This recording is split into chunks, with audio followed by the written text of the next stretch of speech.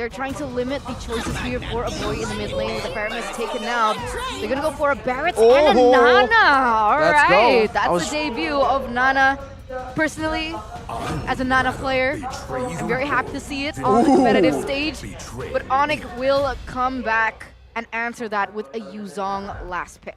Wow, a lot of dive, good laner against the Arlet, but it's going to be the Ruby in the XP. But ladies and gentlemen, we are going straight back into the game here. 30 seconds has elapsed. And we are going to see whether or not Sans goes for the normal build or his special build. Game number 2 of this best of this series between Onic as well as Geek Fam. I'm going to be careful and take a look at Boots' emblem, man. It's a Quantum Charge, not a Brave Smite, so in the lane, less sustained, but afterwards, he's gonna be a menace just chasing down the backline. As Onic can secure the lethal right there, already a small victory that usually does add up. And you can see the clear battle has begun, and I do think Vexana is just top tier in that department. And looking at the other side, right, a boy on the Nana goes for the Flicker. So despite all the CC coming in from Onic, he's still confident enough to go in for that spell, but Hazel's confident in this. Oh, nom nom nom. Detonus welcome Hazel. First blood picked up by Samsung Galaxy. What a great gank there. Great awareness from Hazel to just hold on and channel that ultimate. Wait for Boots to really use all his cards and then go in. Kyrie though trying and counter with the aggression, but nothing really big happening just yet. Looking at the mid lane, both taking magic penetration. Boots, they're trying to get for some early damage here. Might be contesting for this turtle. I do think it does favor Onic though. Geek might want to be a bit careful here. I think it comes down to that level 4 power spike, right? Boots is a bit behind. Kyrie though, a good gank into the Petrified Furious dive, but Luke is still able to actually flicker out. Did he get the tough boots already? Yeah, he did. Wow. Super fast tough boots to get out of that position of the CC. But here we are, both of the junglers going to be getting their eyes on the next neutral objective. Turtle, half health. Black Dragon form into the back, no Petrified for Boots. He is doing a good job at zoning, and my goodness, Sans is the lead. Poloyski, but Kyrie is very, very low, has to reset the turtle. It's a nom up with the Detonus welcome, but Keyboy gets spat out now with the power of nature. He wants to go for a big smack onto Hazel, a wall as well. And the tree wins out against the dinosaur. Beautiful execution by Onic there. Gonna be able to zone out the members of Geek Fam as well as get Hazel out of the board completely, even though Kyrie was already very low on health in that earlier parts of the game.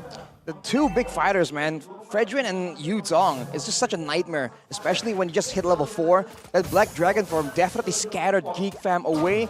And even though Kyrie was so low, it was looking a bit sketchy there for just a bit, but his team was able to just zone everyone out. And like we mentioned earlier, looking at some of the emblems here, is Concussive Blast for Kyrie in the jungle. More clear on these tanky fighting heroes these days. And for Boots, the Quantum Charge, but still, the Rupture for more damage and the Festival of Blood for a decent amount of sustain. So trying to get some movement speed and a mix of sustain at the same time. Walled, oh my god, not just walled. Poloyski got deleted. That's a whole lot of burst, man. Oh my god.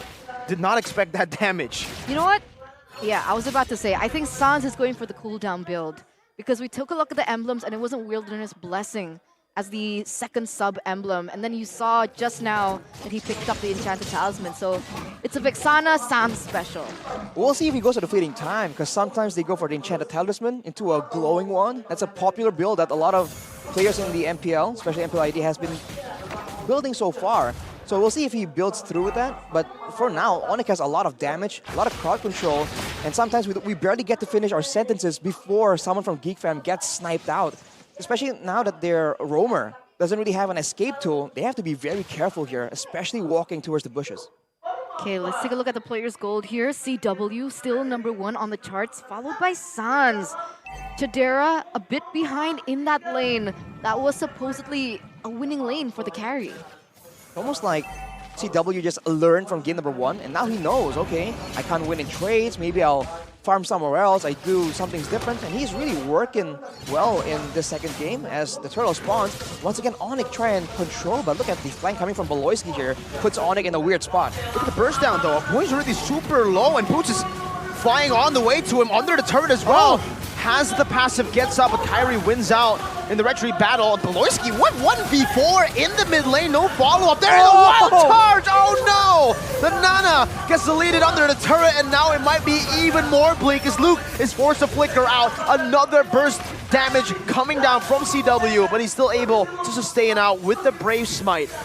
My lord, Onic just takes control of the situation with every single small mistake the Geek Fam makes. Darren needs to be careful there in the bottom lane for a rotation, but can you imagine the physics of the wild charge into a Nana? That must hurt. Yeah, he's so much bigger, man. I'm surprised it even lands. Considering how small the Nana is, like Keyboy, he doesn't care, man. He knows he lands those. And now, Geek, if you're a boy right here, you gotta be so concerned, man, because you thought that okay, they used one ultimate for me. There's no way they use one more, right? But that's exactly what Onic just does. And as Geek try and go for another pickoff here, they seem to be severely limited by the movement speed, man. They're no longer as mobile, especially Hazel on the Barats. He was able to secure his own red against Kyrie earlier, but he is just struggling to be in the right spot right here in every single fight. What's his level now? Level 8 compared to Kyrie at 9. So he's not as maneuvery. Is that a word? Maneuvery? Okay, successful. Let's go with that. Maneuver. As he was on the Martis in the first game. But look at this, Kyrie looking to punish Beloyski. Oh no, he's already died 3 times. The final slash, and he just gets bopped by Sans. 4th death this game. Ranger Amas in the Indo desk would usually be saying, "What are you doing, Baloy?" I mean, it's brutal, right? 6 minutes in, only almost 7, but it's already a 1-7. A 3,000 gold gap in the first 7 minutes of the game. CW was doing good under pressure, and when he was dominated by Chidera, but look at him now. He's getting to the towers on the bottom side.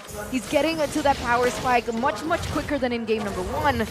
Geek, they're losing control over this entire game. The foot is definitely on the other shoe, man. But now for Onic, they're going to go for the objective as always. Calm, clean, calculated. And Geek is just nowhere near ready to try and get anything here.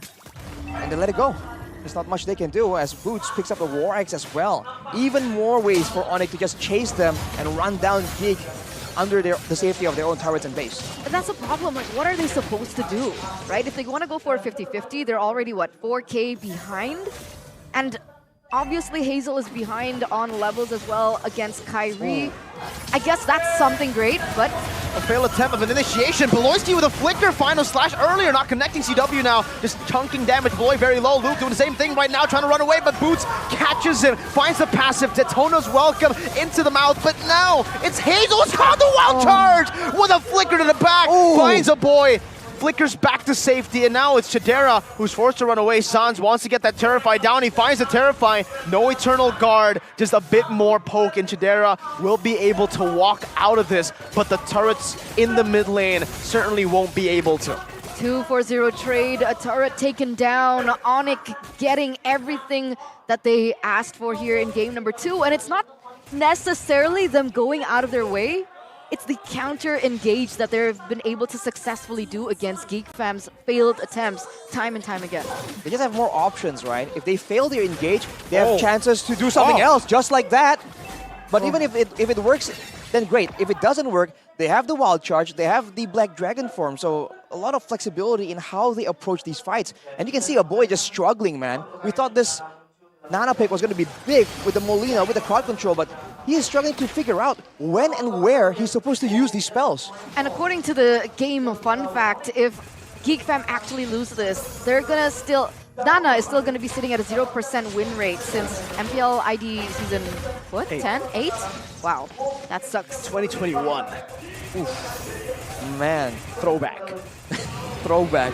Well, Eterna, by the way, we have our answer. It's a Lightning Truncheon into possibly a going one here. Sans is going for all that damage, all the burst, knowing that for the most part, he's not targeting the front lines, right? CW has that on lock. He's targeting the back lines. He's trying to get that burst damage to help with the pick-off potential, with the threat.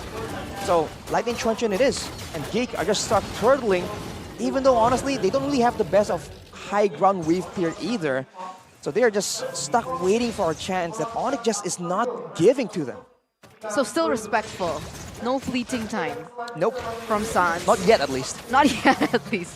You Right never as know. their momentum got derailed in game 1, it almost feels like they completely lost like their mental game, man. Game 2, it Right. just feels like a stomp, and it feels like maybe they're tilted Oh. again. Luke, I think, has missed more Didn't see Imo that. Fendes than he has hit this game so far. Beloy, the one big brain play could save them. It did get Sans, and oh my god, a boy with a flicker forward. 0-5-0. Beloy. Is he waiting for that buff? We'll have to see, man. 0-10 power spike.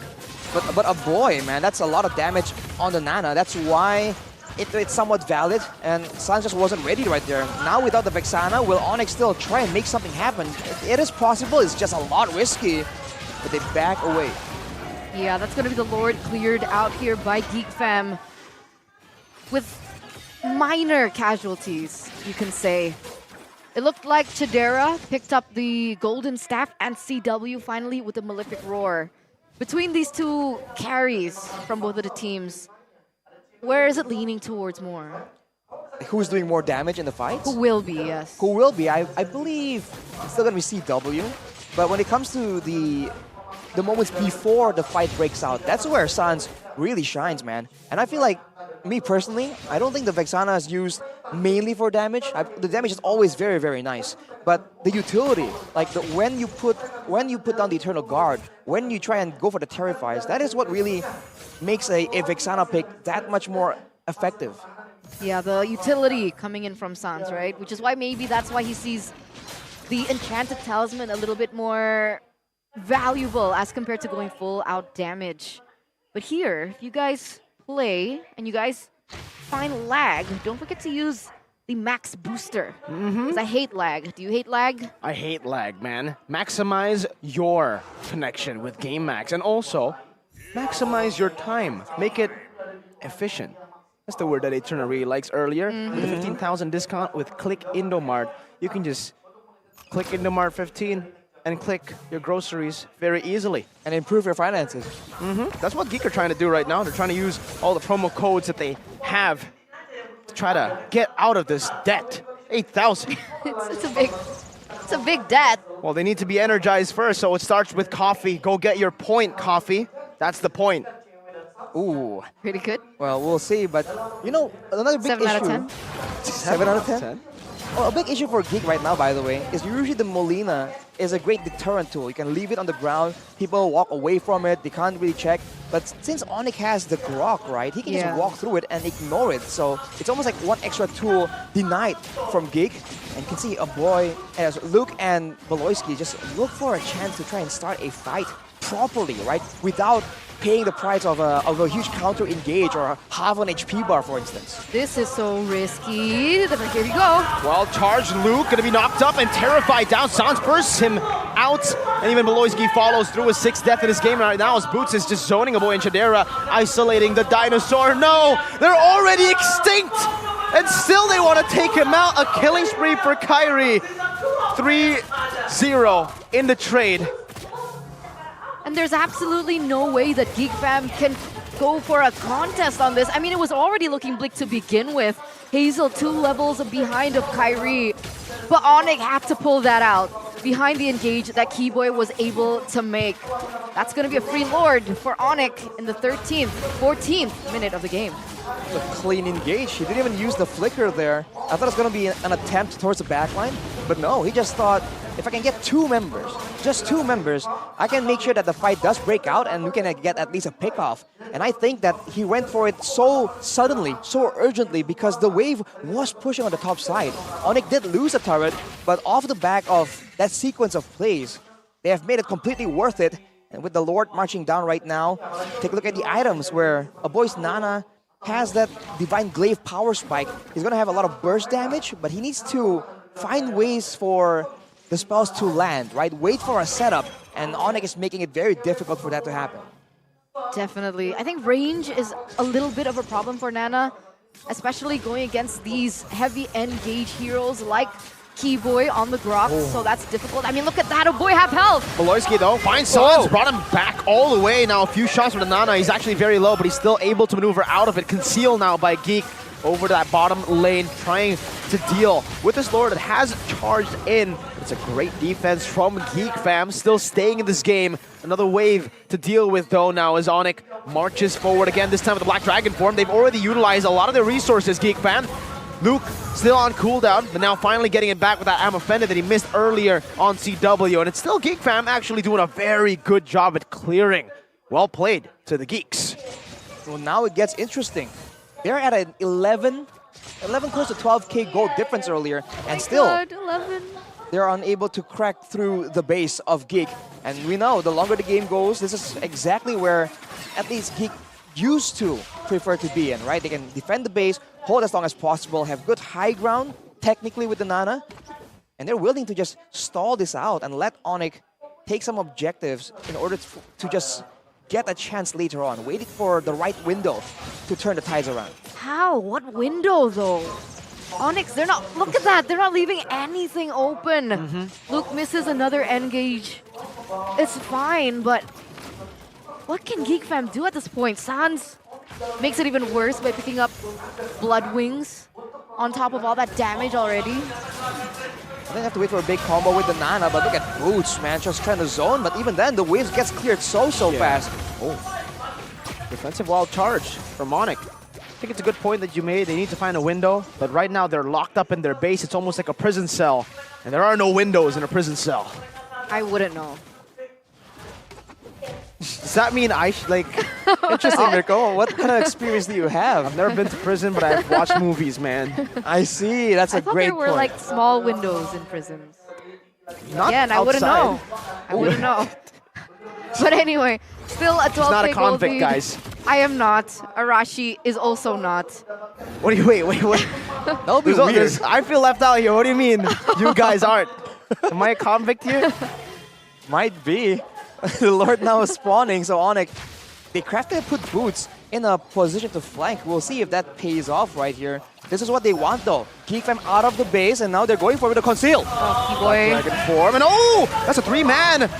Final slash, unable to be followed up completely. Though CW gets stunned in the back, but it's not going to be enough right now as Bloisky jumps up with a vengeance right now. The transform, CW's low into nature, popped in just in time. The Eternal Guard to peel, Bloisky falling, Boots with a 2-man on that furious dive, knocks him up. Now brought back by the missiles. Chidera holding it down, terrified, and poked in that choke point. Luke is able to get the vision down, and apparently the Lord has been reset. CW's back on it though with Kyrie.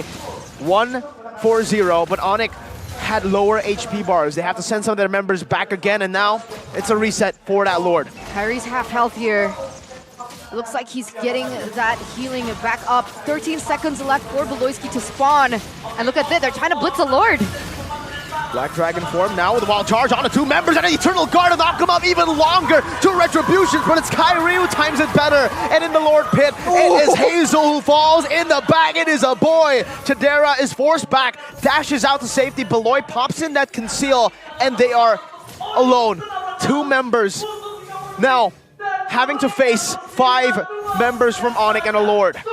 Against all odds, against the entire world here, Bloisky and Chidera, the final ones. It looks like CW is going to be able to break that inhibitor in the bottom side, but what? A final slash, a desperate one at that as Chidera pops in over to nature. He's able to get CW low enough, the immortality, but now he gets knocked up, wall down, and that should be it.